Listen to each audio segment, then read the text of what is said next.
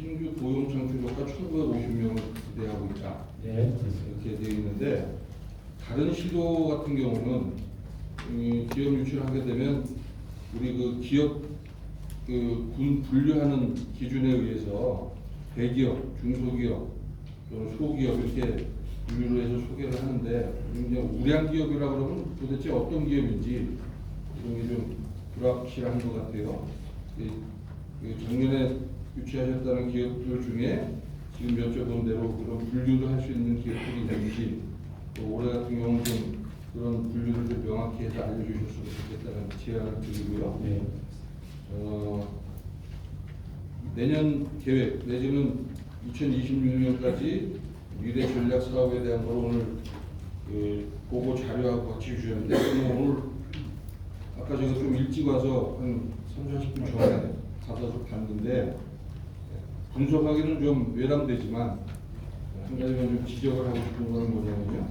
또 궁금해서 여쭤보는데 여기 조금 전에 말씀드린 대로 총 계획 효과를 보면 이렇게 해서 2026년까지 37개 과제 1,704억 원을 투입하면 생산유발 효과가 뭐 이렇게 나오고 창출 효과가 이렇게 나온다. 근데 아까 작년 1년 동안 유치한 기업 신규 고용 창출 효과하고 별 차이가 없어요. 몇 년 동안 이렇게 많은 돈을 투자해서 한다고 하셨는데 근데 왜 이런 결과가 나오는가? 저 나름대로 좀 생각을 해보면 혹시 이 부분에 관해서 시민들 의견이나 아니면 시의회의 동의를 구하신 적이 있는지 궁금한데요. 왜 그러냐면 우리 평정에서 꼭 보면 이런 사업을 할 때는 연구 용역을 하여 또는 TF를 구성해서 이렇게 독자적으로 해서 발표를 하는데 이게 과연 시민들이나 시의회에서 동의를 하느냐 이 부분을 좀 짚어볼 필요가 있는 것 같아요. 물론 전문가분들 또는 전문 공무원들이 모여서 작업을 하지만 이게 과연 시민들한테 필요한 것이냐 여부를 비롯해서 또 혹시 일부 특혜를 주는 사업은 없느냐 이런 거를 따져보려면 그런 절차가 필요하다고 보는데 그런 절차를 거치셨는지 두 가지 질문 이상입니다. 네. 첫 번째로 우량기업 15개사에 대한 부분을 말씀해 주셨는데요. 중견기업 이상의 기업들을 유치한 건 사실입니다. 그래서 대기업, 중견기업, 중소기업, 소기업 이런 나눈 기준이 약간 다르기 때문에 저희가 표시를 못했는데 내년부터 더 구체적으로 표시해드리도록 하겠습니다. 그리고 업무보고에도 나온 것처럼 이제는 앵커 기업이 될 수 있는 대기업 위주의 국가산단에 투자 유치하는 전략을 초입해서 내년도에는 더 나은 모습을 보여드리도록 하겠습니다. 그다음에 미래 전략 전략선언 5+1 마련하는 과정은 TP가 작년 7월에 공관동을 새롭게 준공을 했고요. 준공 이후에 여러 가지 새로운 국가 전략선언 방향에 맞춰서 이 개발 사업을 저희가 전략선언을 마련해 왔습니다.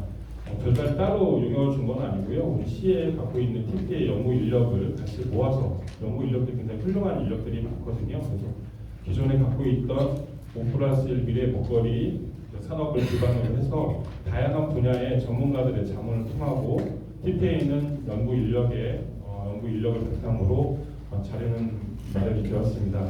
또 지난 10월 초에 의회를 비롯한 전문가들의 워크숍과 포럼이 있어서 의견을 수렴을 했고요. 더 나아가서 기업 수요자들을 통해서 의견까지는 수렴을 했습니다. 그래서 오늘 공개를 통해서 시민과의 좀 접촉을 더 통해 가지고 어느 부분에 더 집중해서 지원할지에 대한 부분은 발전 보완해 나가도록 하겠습니다. 네, 그 부분에서 부월에서 부가가치 유발 효과, 생산 유발 효과 2,901억 원, 부가가치 유발 효과 1,146억 원이라는데 3년 동안 전략 산업으로 추진하는 것이 너무 적지 않은가요? 조 단위는 해야 되는 것 같은데. 물론 어떻게 산출된 이제 35년까지는 조 단위로 할 수가 있고요. 최근에는 이 투자 유치 전략도 투자 유치 규모도 지역 경제협회에서 지정한 것처럼 여러 가지 요인에 의해서 진짜 실제 투자액을 기반으로 저희가 발표해드리고 있습니다. 그렇기 때문에 생산 유발 효과라든지 이런 부분도 실제 과제에 대한 투입한 예산을 비롯해서 거기에 대해서 실제로 유치할 수 있는 일자리 창출 인력을 저희가 적시를 했고요. 보시는 것처럼 5+1 전략의 대부분의 산업군이 첨단의 ICT 기반, 그다음에 AI 기반, 정보보호 산업 기반 이러다 보니까 대기업이 오면서 제조업이 바탕이 돼서 투자하는 것보다는 일자리 창출이 다소 약하게 보이지만 향후에 지원을 통해서 더 많은 일자리 창출하는 부가가치 또는 전후방 연관 효과를 통한 일자리 창출에도 노력하도록 하겠습니다. 포커스라인의 최종의 목적. 예, 포커스라인의 최종입니다. 지금 오늘 그 인터뷰를 대략 훑어보고서 말씀드리는데 지금 그 세종시 자체 내가 지금 우리가 이 경제 쪽에 이렇게 훑어보게 되면 지금 중구난 방식으로 전부 다 이제 분산되고 있거든요. 이거를 갖다 한마디로 모여야 되는데 어떤 그 모이려고 했던 모습은 전혀 보이지가 않고요. 그래서 결국에 그 조치원을 중심으로 한 북부권 쪽에 경제 쪽이 전부 다 몰려야 되는데 남부 쪽에도 가 있다, 서쪽에도 가 있다, 계속 이런 식으로 가니까 이게 집중이 안 돼요. 지금 우리 세종시 같은 경우에 지금 그거는 추후에 이제 그 상당을 개발할 때 신중을 기회를 좀 해줬으면 좋겠고 두 번째 제가 이제 질문 드리겠습니다. 지금 양대 산업이라든지 네. 지금 이쪽 그 중장기 육성을 하려고 하는 뭐 5대 산업 6개 전략 이걸 보게 되면 우리 세종시 인력이 이걸 커버할 수 있을까 하는 이 의구심이 들어요. 전부 다 이게 전문적인 어떤 그 사업들이거든요. 이게. 근데 우리 세종시가 가지고 있는 인력 구조상 이게 과연 실현이 되는지 이게 의문이에요. 그리고 지금 아까 국장님께서 말씀하신 게 이제 그 국민유수대학과 연계를 해가지고 연계와 협력을 통해서 이걸 갖다 해결하려고 그러는데 그러면은 외지에 있는 그 친구들이 우리 세종시로 이사 올 일도 별로 없을 것 같거든요. 이게 전부 다 지금 젊은 친구들 인재들이 전부 다 서울을 향해서 가고 있는데 이거 해놨다고 이럴 일은 별로 없을 것 같아요. 만약에 오게 되면 왔다 갔다 하면 이 정도 부분이 안 되겠다 이렇게 생각합니다. 그렇다면 우리 세종시 자체 내에서 이런 인력을 갖다 창출할 수 있는 어떤 인재 육성 방안이 나와야 되는데 지금 그건 지금 아직 안 나왔어요. 그거에 대해서 한번 설명을 좀 해주시고 두 번째 지금 그 이쪽 그 우리가 이제 그 연단위 쪽으로 이제 도는 이제 복합도시거든요. 이게 지금 여기 그 농업지 대표 되시는 분들도 많이 오기 하셨는데 혹시 그 저기 조건푸드과 사장님 보셨는지 모르겠어요. 이게 지금 우리가 보면은 그 우리 신도시 쪽에서 이렇게 그 마트라든지 이런 거 농산물을 갖다 구매하려고 할 때 지금 거의 대부분의 농협에서 운영하고 있는 하나로마트를 굉장히 많이 운영하고 있습니다. 이유는 뭐냐면 접근성도 좋지만은 가격이 지금 우리 로컬푸드에서 판매된 싱싱하게 판매되는 것보다 값이 쌉니다. 저희들이 이제 이걸 갖다가 몇 번 취재를 하고 지적도 했었는데 너무 비싸요. 우리 그 싱싱한 게. 그러면은 이거를 갖다가 우리 시에서 농민들 소득도 향상을 시켜주려면은 어떤 그 지원을 좀 해서 가격을 내리고 우리 그 농가들한테 소득을 좀 같이 갈 수 있도록 높여줄 수 있도록 하는 이런 어떤 방안이 나와야 되는데 그게 지금 안 나오고 있습니다. 거기에 대한 대안 마련이 있으면 한 말씀 해주시기 바랍니다. 네, 먼저 그 인력 양성 부분에 말씀을 드리면 우리 시의 5대 주력 사업 중에 미래 모빌리티라든지 그다음에 방송 영상 미디어 산업이라든지 디지털 콘텐츠 산업 이런 부분에 중점을 뒀었거든요. 우리 수립할 때 지역 대학과 함께 수립을 했습니다. 잘 아시는 것처럼 고대 세종 캠퍼스에는 미래 모빌리티 관련 학과가 설치가 되어 있고 현재도 인력이 양성되어 있는데 그분들과 같이 하려고 세웠고요. 그분들이 딴 데 가지 않고 여기서 정착해서 기술 사업을 할 수 있게끔 지금 수립했고 한국영상대학원 함께 전문 인력을 연계해서 양성하기 위해서는 방송 영상 미디어 산업 부문의 창업과 성장을 지원하는 인프라 구축 사업도 같이 영상제하고 마련했고 홍대 세종 캠퍼스도 더불어서 같이 준비를 했고요. 또 우리가 또 감안한 거는 올 7월이면 공동 캠퍼스가 개소가 되는데요. 공동 캠퍼스 같은 경우에는 IT하고 수의학, 의학 계열의 그런 대학생들이 중점적인 학부이기 때문에 그 친구들이 학업을 마친 다음에 여기서 취업을 할 수 있게끔 연계하는 인력 양성 사업을 마련했다 이렇게 말씀드리고 이분들과 더 함께 정착할 수 있는 그런 인력 양성 프로그램을 TP와 세종시 함께 마련하겠습니다. 두 번째는 노골포도 싱싱 세종에 대해서 말씀을 해주셨습니다. 값이 상대적으로 비싸다. 이 부분에도 저희도 인지는 하고 있습니다. 다만 우리 시가 추진하고 있는 것은 일단 지역 내 신선 농산물을 공급한다는 측면에서 지역의 농업과 농업인을 보호한다는 측면에서 일정 부분에 대해서 저희가 인프라 구축을 해주고 이분들이 시민과의 소통을 늘려가면서 잘 정착하고 있다고 생각하는데요. 다만 이제 비싼 부분에 대한 거는 4호점 같은 경우에 우리 시가 이제 필요한 수산물이라든지 추가 농산물은 지역과 협력을 지역에 있는 인근 자치단체와 협력을 해서 공급을 늘리는 방안 또 그다음에 기타 외부분 그러니까 포장재라든지 이런 부분에 대한 지원을 확대해서 농민들이 출하할 때 비용 부수적인 비용을 낮출 수 있게끔 지원하는 방안도 함께 올해 검토가 진행되고 있고요. 또 하나는 아까 쌀 소비 부분 말씀드렸는데 신신세종 쌀 같은 이런 쌀이 공급될 때 차익 보전 같은 걸 통해 가지고 가격을 좀 낮출 수 있는 방법을 같이 병행하게 할 예정입니다. 그리고 하나가 잠깐만요. 지금 그 싱싱장터에서 우리가 우리 농업 쪽에서 이렇게 생산인들을 갖다 싱싱하게 이제 제공해주는 건 좋습니다. 그거는 싱싱하다는 장점은 있어요. 가격이 비싸다는 얘기인데 그래서 이 가격을 우리 하나로마트나 여기 같은 가격에 준해서 정리를 하고 거기 우리가 부족분이 있잖아요. 그 부족분에서는 우리가 시에서 시민이 뭐 세금으로 하든 뭘 하든 해서 이걸 갖다 가격을 좀 생산자들한테 그걸 보존할 수 있는 그런 체계가 지금 안 나왔기 때문에 계속 가격을 비싸질 수밖에 없다 이런 지점이거든요. 그래서 그거를 어떤 생산자 농가들한테 지원해 줄 수 있는 이런 방안을 좀 모색하는 게 좋지 않겠냐. 근데 그거에 대해서 좀 말씀을. 네, 지난해 그런 차익 부분, 그러니까 생산 원가가 아무래도 소농이다 보니까요. 생산 단가가 사실 높은 게 사실입니다. 그리고 하나로마트 같은 경우에 대농이고 대량으로 구매를 해서 공급을 해주기 때문에 상대적으로 같은 농산물이라도 싼 게 이게 가격 차이가 나고 있거든요. 우리의 장점은 이제 다 인증해 주셨고 이 차익을 마련하는 부분에 아까 말씀드린 것처럼 이 농업인들이 농업을 할 때 발생할 수 있는 부수적인 생산 비용을 다 낮추는 그래서 친환경 농자재에 대한 포장재 같은 거 지원하는 사업을 올해부터 시작할 예정이고요.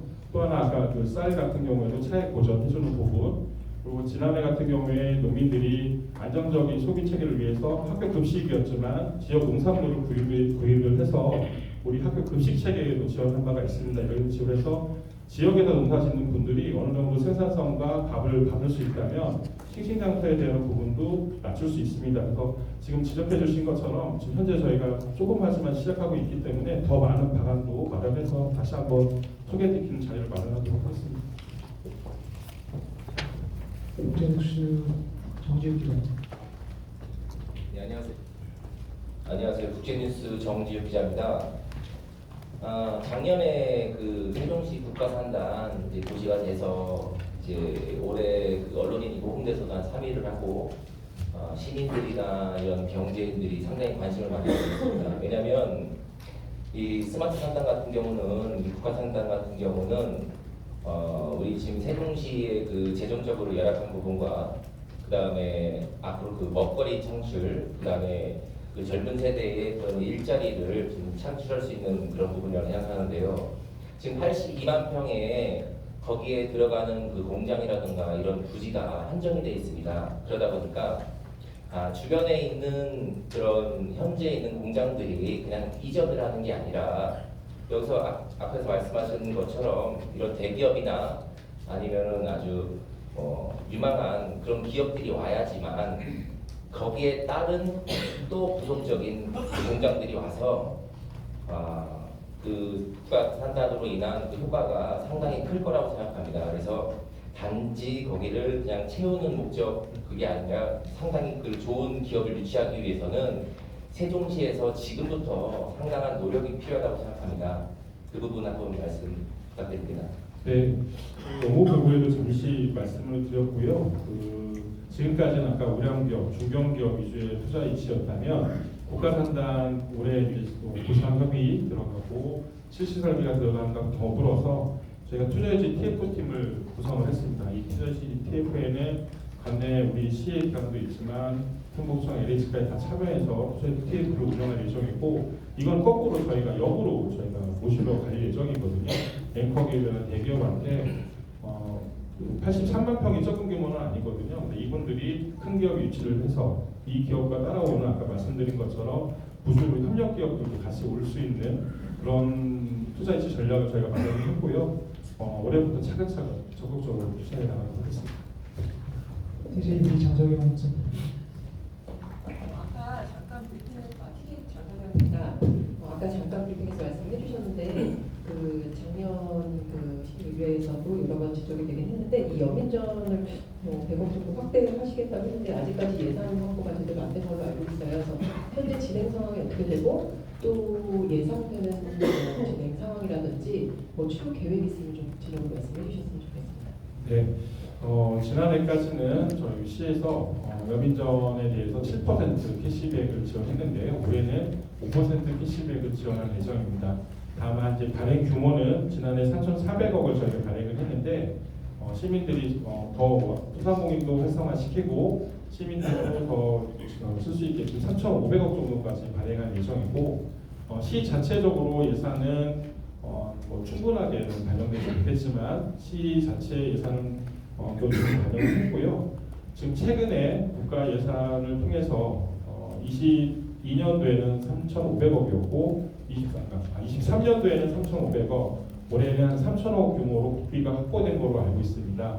그 국비 확보된 거와 함께 지금 현재 시하고 행안부하고 국비의 지원 규모를 논의 중에 있습니다. 참고로 지난해 같은 경우에 국비가 우리 시에서 한 55억 정도 지원을 받았고요. 국비 지원을 받으면 추경을 통해서 안정적으로 저희가 당초 목표했던 3,500억 규모의 발행 규모와 5%의 캐시백을 지원해서 소상공인과 시민이 안정적으로 지원받을 수 있게끔 대비하겠습니다.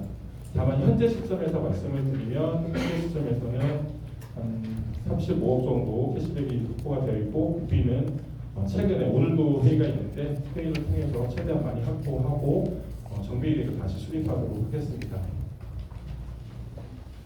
중거방송 이병기. 예, 세종시 이병입니다.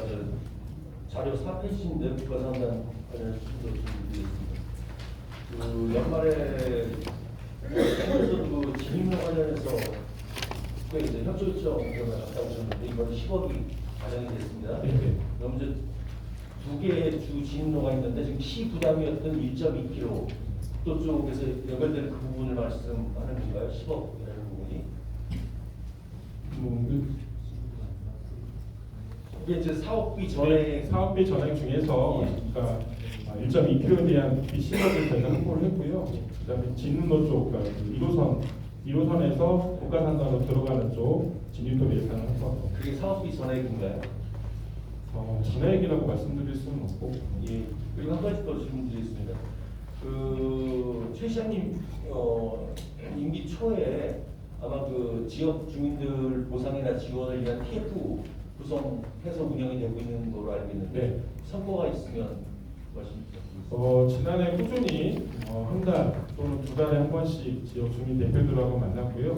올 1월 말에도 다시 만들 예정입니다. 그래서 일단은 승인 과정까지는 여러 가지 안들이 논의가 됐고 이 주민 대표들하고 올 1월에 다시 한번 만나서 이제는 이제 본 게임이 시작됐기 때문에 보상에 대한 절차, 그 다음에 실시 설계와 여러 가지 협력 사항에 대해서 체계적으로 논의할 예정입니다. 그래서 지난해는 TF를 통해서 보상 협의체들하고 많은 대화를 나누고 협의했다는 과정이었다면 올해 1월부터는 구체적인 협약에 대한 논의를 진행해 나갈 예정입니다. 경충일보 이현 기자님. 예, 경충일보 김재훈 기자입니다. 그 여민전과 관련해서 부연의 질문드리겠습니다. 그 발행 규모가 늘어나게 되면은 1인당 그 충전 앱수가 현행 30만 원에서 더 늘어나는 것인지 궁금해서 질문드리고요. 그리고 연매출 30억 원 이상 사업장에 대해서는 여민전을 사용할 수가 없습니다. 이 제도가 시행된 후에 소상공인들에게 얼마나 도움이 되는지 그 데이터가 있다면 이 부분에 대해서 부연의 설명 드립니다. 네, 지난해는 1월 달에도 똑같은 상에 30만 원인데 지금 이제 50만 원입니다. 50만 원까지 충전하실 수 있고요. 50만 원에 대한 5%를 저희가 캐시백으로 지원해주고 있습니다. 지난해 같은 경우에는 이벤트로서 70만 원까지 또는 겨울 연말에는 소상공인들의 지역경제 활성화를 100만 원까지 확대한 바가 있는데요. 원칙적으로는 50만 원 충전에 5% 캐시백입니다. 지난 9월 달에 행안부 지침에 따라서 30억 이상의 매출액을 가진 소상공인 또 가맹점 한 600개 정도의 업체에 대해서 캐시백을 중단하는 조치를 했는데요. 이거는 세종시만의 문제는 아니었고 국가 전체적으로 소상공인 지원을 하겠다는 취지로 전국적으로 30억 이상의 매출액을 가지고 있는 가맹점들에서 지출이 제한됐었습니다. 그래서 9월부터 11월, 12월까지 한 4개월 정도 중단된 사례가 있었고요. 그때 우리가 당초 시는 한 260억 내외에서 시민들이 충전을 해주셨는데 한 10% 정도 줄어든 230억 정도 규모에서 충전을 했습니다. 주로 나타난 것은 주유소라든지 대형 병원, 대형 마트에서 소비가 제한이 됐고요. 특히 읍면 지역에서는 하나로 마트에서도 소비가 제한되어서 일부 불편했던 건 사실입니다. 다만 이제 읍면 지역에서는 저희가 농업인수당을 지원 함으로 해서 일부 상쇄된 바도 있고요. 이 30억 이상의 매출된 곳에 대한 지출 제한은 아마 올해도 지속될 것으로 보입니다. 아마 그래서 대부분 소비하는 곳을 보면 진짜로 말 그대로 음식점이라든지 소상공인들한테 지출하는 사례가 증가하고 있고요. 기존에 많았던 주유소, 그다음에 병원 이런 소비는 확실히 줄어들었습니다. 마지막으로 질문 하나만 더 드리겠습니다. 세종TV 황비혁. 네, 세종TV 황비혁 기자입니다. 국장님, 지난 연도에 힘차게 주요업무 계획을 출발했습니다. 네. 근데 올해도 좀 말씀을 드리는데 중점적인 것이 많은데 지난 연도에 계획했던 것이 큰 성과가 몇 개나 있었는지 지금 하고 있는 것이 몇 가지인지 그거 하여튼 국장님이 자세히 좀 설명 좀 해주십시오. 지난해 그 경제정책 분야에 대해서는 TP와 함께 미래전략산업을 수립한 부분이고요. 그다음에 소상공인과가 신설이 되면서 여러 가지 국책 사업을 많이 지원받았습니다. 그래서 올해 상권 활성화 구역 같은 구역 사업을 진행할 예정이고, 특히 일자리에 대한 소상공인 기업인들의 요청 사항이 많아서 일자리 경제진흥원도 더 제도적으로는 저희가 완비해서 완공이 됐습니다. 그렇기 때문에 그걸 통해서 3월 출범을 하면 시민들이 체감할 수 있는 그런 일자리 업무가 진행될 예정이고요. 아까 말씀드린 것처럼 투자 이체에 실질적인 투자 이체 1조 380억이 달성된 부분, 국가 산단이 승인을 받은 부분, 한 4, 5년 동안 여러 가지 어려움이 있었음에도 불구하고 안정적으로 정착이 되었다는 부분이 됐고요. 그다음에 농업 부분에서는 농업인수당을 저희가 특강역시 최초로 도입을 했고 아무 무리 없이 잘 안착을 시켰다는 점. 그다음에 로컬푸드 부분에서는 지역 농산물에 대한 학교 급식 이외에 우리 지역 농산물에 대한 안정적인 소비를 위해서 한 44억 정도 추가 예산을 확보해서 지역에 있는 과수, 그다음에 한우 이런 것들을 우리 아이들한테 공급할 수 있었던 지역 농산물을 활성화시킬 수 있었던 그런 기반이 되었다는 점. 동물 방역 측면에서는 AI라든지 이런 것들이 전국적으로 굉장히 어려움을 많이 겪었는데요. 우리 시는 3년 연속 AI가 미발생한 청정 지역으로서 안정적으로 유지했다는 점 등이 지난해 성과로 말씀드릴 수 있을 것 같습니다. 네, 이상으로 경제산업부 소관 브리핑을 마치도록 하겠습니다.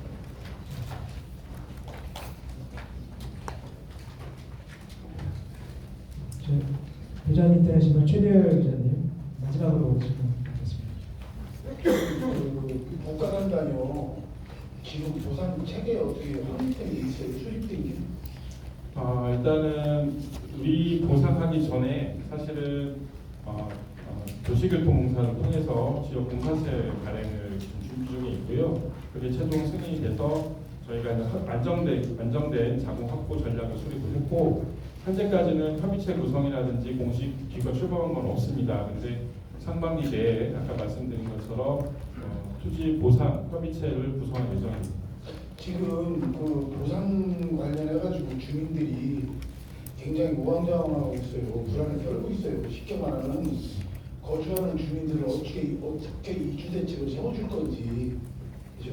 거기 거주하시는 분들은 이주한 뒤 어떻게 입주하게 될 건지 구체적인 제시가 없으니까 지금 반대 세력이 오히려 그분들이 동조되고 있어요. 그렇다면 시에서도 빨리 이런 보완 설명을 해줘야 되지 않을까요? 네, 알겠습니다. 지금 공동사업자로 LH도 있어서요. 저희가 빨리 빠른 시일 내에 기사를 접촉을 했습니다. 하나만 더 여쭤볼게요. 지금 RPC 우리가 세종시에서 지원해주는 금액이 연 얼마나 되죠? 200억 정도. 2억.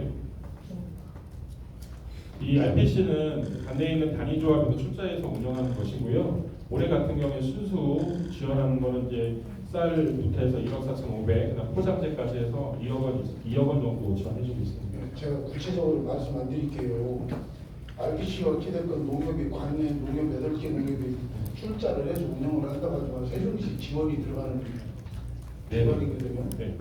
근데 벼가 세종시산 벼가 들어오는 게 아니고 그 외에 타지에서도 벼가 들어온다는 얘기가 있고요. 또 RPC 운영상 RPC에서 세종시 지원금을 갖고 투명하게 묻힌다는 지적도 있어요. 그리고 이거에 대한 부분을 꼼꼼하게 좀 체크해 주실 필요가 있을 것 같아요. 네, 그래서 최근에 RPC하고 우리 관련과에서 경영 안정이라든지 이런 부분에 대해서 다시 점검하고 있으니까 말씀하신 부분 체크해보도록 하겠습니다. 저도 그 부분 여쭤보려고 했는데요. 죄송합니다. 다 끝난 것 같아요. 여기 지금 신생세종 상강쌀 구입 확대를 위해서 차액을 지원하기 때문에 무슨 차액 얘기하죠? 관내에 있는 요식업 쉽게 말씀드리면 식당에서 쌀을 살 때 우리 세종시 상강쌀을 구입을 하신다면 시중 단가하고 일정 부분 예를 들면 정액으로 20kg를 사시면 5,000원 정도의 지원금을 드림을 해서 우리 지역에 있는 관내 쌀을 더 관내 식당에서 소비하게 지원하는 제도입니다. 왜 그게 비싼가요? 상강쌀이 다른 쌀에 비해서 비싸서 그런 건가요? 비싸기도 하고요. 식당 같은 경우에는 대규모로 농산물을 구입하다 보니까 아무래도 관내쌀보다 타지쌀도 많이 구입하시는 경향이 있어서 저희가 작년에 착한 가격 업소를 통해서 생산쌀을 시범적으로 공급한 바가 있는데 홍보가 미약했던 측면도 있었던 것 같습니다. 그래서 적극적으로 저희가 지역에 있는 생산쌀을 보조금을 통해서 지원해준다면 관내에 있는 쌀이 우리 관내에 있는 식당에 홍보된 효과가 있을 것 같습니다. 소비되는 효과가 있을 것 같습니다. 정말 마지막으로 손병환 기자님. 네, 동시산물 서명화입니다. 저기 자료를 보면 곡물 수입액이 26%가 넘어요. 27% 가까이 되는데 그 중에 곡물 비중이 가장 높은 걸로 나타나 있습니다. 근데 지금 세종시에서는 쌀 소비만 이렇게 이야기를 하고 있고 그 곡물 중에 가장 많이 수입되는 곡물이 어떤 건지 또 말씀해 주시고 수출 대비 수출은 완만하게 증가되는 반면에 수입액은 거의 27% 정도 이렇게 되고 있어요. 그러면 수출 대비 수입액의 비율이 어느 정도 되는지 또 궁금하고요. 그리고 여기 지금 세종시에 연구 개발비는 증가하는 반면에 연구원 수는 감소하고 있어요. 거기에 대한 어떤 공공기관의 연구원이 줄고 있다는 겁니다. 대학이나 기업체에서는 그 증가하고 있는 반면에 그 부분도 궁금하고요. 그리고 그 미래차 모빌리티 이제 여기에 그 종사자 수가 감소하고 있다든지 이런 부분은 지금 여기는 역점 사업이잖아요. 네네. 그런 부분에 대한 어떤 그 방안 아니면 뭐 어떻게 특화시키기 위한 어떤 방안이라든지 어떻게 해나갈 건지 계획을 좀 말씀해 주십시오. 네, 죄송한데 앞에 부분을 정확하게는 말씀을 못 들었는데요. 전체적으로 보면 뒤에서부터 말씀을 드리면 예, 예. 미래차 산업 부분에 대한 인력이 줄었다 이런 네. 말씀을 해주셨습니다. 미래차 사업에 대한 부분은 아마 대부분 자율주행차 서비스였고요. 1차 규제 특구 사업을 통해서 많은 기업들이 사실 저희 시에 와서 많이 했습니다. 그리고서 2차 실증 단계에 들어가면서 실증 단계에서 계속 지속되는 기업들은 현재 남아있고 그런 기업들은 약간 준 게 사실인데요. 그걸 기반으로 해서 우리가 많은 전장 부품에 대한 것을 갖추고 있습니다. 이 부품을 여기서 시험하고 인증하고 테스트할 수 있는 부분은 이제 올해 완비가 되거든요. 그 부분을 통해서 그동안 빠져나갔던 인력에 대한 부분은 더 충족시킬 예정입니다. 그래서 이게 약간의 성장 곡선상 성장을 하다가 약간 주춤한 단계인데 이 미래 전략 산업 부분에 대해서 우리가 같이 장비를 활용해서 육성해 나가겠다 이렇게 말씀을 드릴 수 있을 것 같고요. 그다음에 그 유출이 많다는 거는 그 R&D는 늘어나는데 연구 인력을 준다 이런 말씀을 했는데 R&D하고 연구 인력의 수는 꼭 일치하는 것 같지는 않습니다. R&D에 대한 연구 난이도에 따라서 더 많이 지원해 줄 수 있고 적게 지원할 수도 있는데 연구비가 증가한다는 건 일단 긍정적인 요인이고 다만 그럼에도 불구하고 인력들이 자꾸 유출이 많다 이런 부분은 시가 갖고 있는 문제점이기도 한데 더 많은 연구할 수 있는 기관과 시설이 유치가 돼야지만이 가능할 것 같고요. 그런 부분에 대한 고민은 TP도 있고 우리 창경도 있고 같이 수요 기업에 대한 이런 공간적인 측면도 좀 그동안 부족했었거든요. 그래서 그런 공간적 부분이 확충이 되니까 올해부터 좀 개선이 되지 않을까 이렇게 좀 저희는 긍정적으로 예측하고 있습니다. 첫 번째 이제 수출 대비 수입이 많다는 부분은 농산물 부분인지 아니면 농산물 부분인지 정확히 듣고 곡물 수입이 가장 많다고 나타나 있습니다. 곡물이요? 네. 그러니까 농업 부분이신 거네요. 아무래도 우리 관내에는 지역적으로 한정이 되어 있고요. 농업인 수는 사실 줄어드는 거, 또 농지가 줄어드는 건 사실인 상태에서 신도시 부분에 여기 확장되는 영향이 있어서 곡물이라든지 이런 부분에 대한 위기의식을 갖고 있습니다. 그래서 우리가 농업인 수당이라든지 이런 걸 통해서 농촌을 지켜주고 이런 부분에 대한 대가를 지어주고 있는 거고 곡물 수입이 많고요. 그 다음에 생산량 같은 것도 조절을 통해서 우리가 이제 이모작 같은 걸 권장을 하고 있습니다. 그래서 적정 생산량을 유지하기 위해서 노력하는 부분이 있어서 약간은 저희가 곡물 생산량보다 수입량이 많을 수도 있고요. 특히 콩 같은 이런 재배 작물, 그다음에 가로수다 이런 부분에 지원을 확대해서 그런 부분을 대체하려고 준비 중에 있습니다. 네, 감사합니다. 이것으로 경제산 국소가 브리핑을 마치도록 하겠습니다.